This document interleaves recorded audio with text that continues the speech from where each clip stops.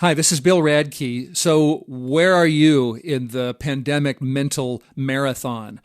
Some vaccine is here, but it's not perfect. You probably haven't gotten it yet. The virus has mutated and gotten more dangerous. I don't know, maybe your pandemic hobbies and your coping mechanisms are starting to slip. How can we shore ourselves up here for this push in early March? My guest has quite an appropriate title. A disaster clinical psychologist is her job title, and she co-leads our state's behavioral health strike team. From Seattle University, Dr. Kira Mosseth, welcome back to KUOW.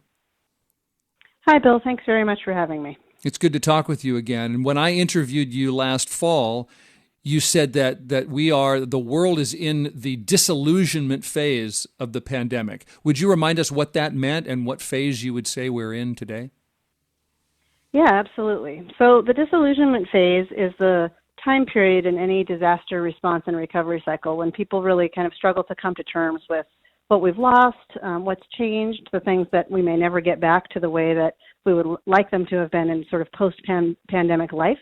And it's typically a phase that occurs around the 6 to 9 month post-impact, which would have been in the fall of 2020.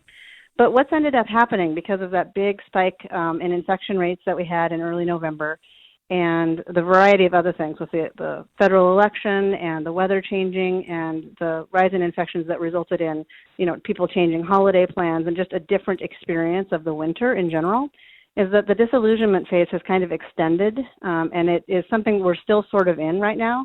As the weather improves, we will be transitioning in the late spring months into what's called the reconstruction and recovery phase. But right now we're sort of trying to edge our way out of the disillusionment phase. Yeah. And I should ask, why do you talk about being in a general phase when obviously everybody's not having the same experience with the virus? How does that work? Yeah, that's an interesting question. And that's something that we're talking about currently right now. As we move past the 1-year anniversary mark, the individual and community reactions to a large-scale disaster like this are going to become more varied. So it kind of depends on what your personal experience has been throughout the pandemic. And there's sort of 3 things that we're looking at. The first thing is what you came into the disaster with, right? Adverse experiences, previous experiences in disaster. Like, what was your life like? What were your coping skills? What are they? And then there were the primary COVID impacts. Did you get sick? Did you get hospitalized or lose a loved one? Did you have a direct or primary COVID impact from the pandemic specifically? And then the secondary level of things that are affecting everyone are the educational impacts, the social impacts, the economic impacts. And no matter what, whether or not you were in the hospital or, tested positive at any point, everybody has experienced those secondary impacts. So each unique person's experience in terms of behavioral health with this thing is a combination of those 3 things. What you came into it with, the primary impacts from the pandemic, and then the secondary. And where you are in the phases in general, in terms of how quickly you're going to get back to your level of baseline functioning, really depends on those 3 things. So most people are going to be getting back to their baseline, we believe, by about late spring, early summer of this year. We really see hope on the horizon. There's a lot of room for hope and optimism right now. Yeah. But that's certainly not the case for everyone, for sure. Yes, that's right. So those different factors, do you weight those in any way? I'm curious how you're finding, personal grief of losing a loved one is different from unemployment, is different from being stuck inside, is different from not having a graduation ceremony. What are you finding is contributing most to a tough mental health state right now? Well, there are a lot of factors, and it's very complicated. We always say that in psychology. Maybe that's the easy way out, but it is complicated. There's so many different things, and really, previous coping skills and the kind of mental approach that you take to dealing with a situation is one of the biggest issues. If you can try to get your brain and your body to perceive something as a challenge to overcome rather than as a threat, you're going to go. That's going to help you a lot. That goes a long way towards resilience. In terms of just general factors that we know that we're tracking that are affecting people's mental health, economic issues certainly are at the top of the list. Folks in really, lower economic ranges in terms of average household income are, over time in terms of data faring a little bit worse than other folks in terms of behavioral health symptoms of depression and anxiety. So those are some of the markers that we're paying attention to. But certainly if you've experienced the loss of a family member or a loved one, that is a special kind of grief and loss that's different than the kind of losses that other folks have experienced just because we can't go do our favorite thing right now. Yeah, and there are different disasters in there and different kinds of suffering. But what are the main outcomes of the suffering that most concern you? The effects of it on our psyches. Well, yeah, I would say that the biggest behavioral health symptom that causes some alarm is a sense of hopelessness, a sense of that this isn't going to end, that life is never going to feel good again. We're going to have to redefine what new normal is, certainly, as a community and as a whole. But just this sense of deep hopelessness is really predictive of long-term, bigger issues like depression, potentially some post-traumatic stress disorder stuff. So a sense of hopelessness is one of those key indicators on a clinical scale that we want to watch out for folks. And you said that you recommend thinking of this virus, this pandemic, as a challenge to overcome. Okay, but how do you do that when you're in the middle of the suffering? Yeah. Well, it's breaking it down into smaller bits, right? It's about finding ways each day, depending on what is on your list for today, and breaking it down for those steps and those things that you can do, in the next hour or just by the end of business today. Like, what do you have to get done before dinner time tonight? And if you can practice making and achieving small goals, you're going to set yourself up to experiencing more success. And over a few months, that's really going to matter. When someone is feeling hopeless, there's often a sense of overwhelm and a sense of, I just can't get started on anything because it's too big. The problems are too big. But if you can just really, really break it down and think much smaller scale and much shorter term, you're going to be able to experience a lot more success, and that's going to pay off very quickly in terms of how you're feeling. And by the way, I want to, if you listening to this, if this is tough to hear because you really need support yourself, you need somebody in your life, you need some help, you can call or text 211 and you can get critical health help. You can get connected to other resources if you call or text 211. I'm talking with Dr. Kira Mosseth, who is the co-lead of Washington State's Behavioral Health Strike Team, and she's a disaster clinical psychologist. What a job title. Disaster clinical psychologist. You've said that a pandemic is a kind of natural disaster, and I was asking my last guest about that, who went through a wildfire recently. I can tell you a little more about what he said if you didn't hear it. But what do you mean by how do you compare a pandemic and what we think of as like a wildfire, a natural disaster? Right. So the interesting thing about that is that obviously, unlike a wildfire or an earthquake, it's not like there are buildings that came down and that there's infrastructure damage that you would see in other types of disasters. But what we're talking about when we say that is that the way that the brain and the body responds to a critical incident or a large-scale disaster follows a very, very predictable pattern. And we've been studying disasters for years and years, including getting data from things like Hurricane Katrina and 9/11, all over the world, the tsunami in Southeast Asia and the Fukushima nuclear meltdown. And we've been looking at trends and looking at, response times and patterns that communities have. And that's where the phases came from. So the idea of, the impact phase, the rescue and recovery phase, then you go into disillusionment after honeymoon phase, and then from disillusionment into reconstruction and recovery. And those two tend to be the longest phases and can be ongoing into the future for even years. So a pandemic, even though it doesn't cause the same kind of infrastructure damage that we would see in an earthquake, our brains respond to that stress from our lives being disrupted to such a fundamental degree in a fairly predictable pattern.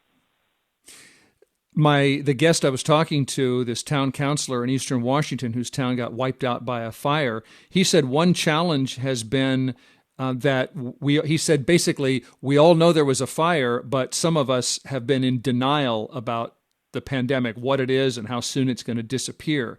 I would think that makes the suffering different and, I don't know, maybe worse in some ways. Yeah, it can. It definitely is a challenge. There are certainly collective strengths that we have when we're all on the same page and sort of operating in the same direction together to tackle a particular issue. That definitely makes it easier. But people's, mental and emotional responses to the pandemic are just as varied as we all are individually. So people are going to kind of hunker down and go to what they know. Human beings in general are very uncomfortable with change, and it's hard for us to be adaptable and flexible to a changing set of circumstances when we feel very powerless about those things. And it is in some ways psychologically easier to sort of say, yeah, no, this isn't real for me. I'm just going to go about my business, and try to operate from a perspective where you're hanging on to and clinging to life as normal. And that is not, the most effective thing to do in a disaster situation in a lot of cases, but it is not uncommon. It is something that we see, and have seen a lot. There were people, just using Hurricane Katrina as an example, one of my colleagues responded to that particular event, and he was working with a woman who would not leave her front porch. She just sat on her porch and she said, this is my home, I'm not leaving. And it was uninhabitable and had been deemed unsafe. And she was there for 3 days and wouldn't leave her porch. So that type of response is not an unknown in a disaster setting, for sure. Yeah.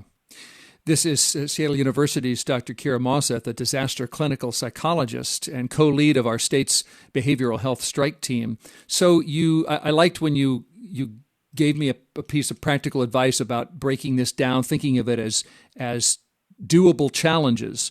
Yeah. What's keep it coming, Doc? Any other practical advice, things that work, things that are making people feel better that we can do? Yeah, absolutely. So the elements of resilience that are going to help everybody right now are purpose, connection, flexibility and adaptability, and hope. Those are the 4 ingredients. So we can work on our purpose by doing that goal setting that I was mentioning, breaking it down, thinking about what motivates you to get out of bed in the morning. How can you achieve some success, but changing and shifting your idea about what success looks like right now, and giving more grace to your kids and to yourself for performance and achievement, making adjustments around purpose, right?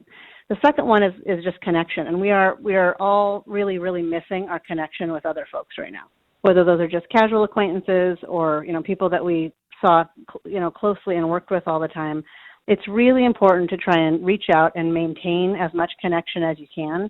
And as the weather gets nicer and it facilitates more, safety in terms of getting together with folks outside in a distanced way, we really want to encourage people to do that. We need connection as human beings. The third ingredient is adaptability and flexibility, and that's the hardest one because we don't like change. But it's really just figuring out how to roll with it. You get up and you think your day is going to go a particular way, and your brain is tired because it's been stressed out for such a long time, and something happens, and it's unexpected, and you might really have a strong emotional reaction to that. But that's normal. That's part of what happens when your brain is tired at this point, a year into a disaster. And it's important to just say, okay, well, that's not what I expected, but I'm going to make the best of it as much as I can, and not to let it be perceived as that threat, like I was mentioning before. And then hope is the last sort of final ingredient, and that's about being realistic about what opportunities may exist right now that didn't before, and certainly there are some. And it's also about that shift that I was mentioning in changing your thinking from threatening to challenging. If it's a challenge that you can lay out in front of you and break it into pieces, you can overcome that challenge. But if it's a threat, then our body's natural response to that is to fight, run, or hide. Mm-hmm. So if we shift our thinking to challenging, then we have power there and we have control. And in a disaster, that feels like that's really been taken away from us. So working on developing resilience in these very intentional ways empowers us to have that control that we need. Well, then let's, Doctor, let's for now end on your final ingredient of hope. Some of us are hoping for, well, it's different for everyone, right? What's that thing you're hoping for? But for a lot of us, it's to get out, to gather, to celebrate as soon as it's allowed. Mm-hmm. Do you think that's important to do? Do you think that's important to cling to, or is that too dangerous because, we can't predict the future. We don't know where this thing is going. Yeah, I mean, hope generally is a good thing. I wouldn't say hope is bad, but I think it does need to be tempered and sort of realistic. It's perfectly appropriate to have hope about plans for the future, getting together with family, finding ways to celebrate and congregate, as soon as it is safe to do so. But I would caution people to be careful about getting too into the weeds with that in terms of detail. It's okay to have an idea and to have a sense of what you'd like to have happen, but I would caution people about spending too much time planning all of the little details that might end up having to change and things because of the environmental circumstances change, and then you don't get your hopes and your goals met because of an ongoing issue with the pandemic of some kind. And that sense of potential high in your excitement to plan and then being let down, that doesn't bode well for hope. So hope is good, but it needs to be tempered with reason a little bit. Yeah, here's to hope and reason in science and all the good stuff. Dr. Kira Mossef, a disaster clinical psychologist from Seattle University, co-lead of Washington State's another striking title, the Behavioral Health Strike Team. And I always enjoy talking to you, and I look forward. I hope we can do this again soon, Doctor. Absolutely, my pleasure, for sure. Thanks. Yeah, here's to the, what did you call it, the reconstruction and recovery phase. That's where we're headed, for sure. Okay. All right. Let's talk there. All right. Thank you, Doctor. We're going to put a link to some more resources in today's show post, which you will find at kuow.org. And this show is called The Record.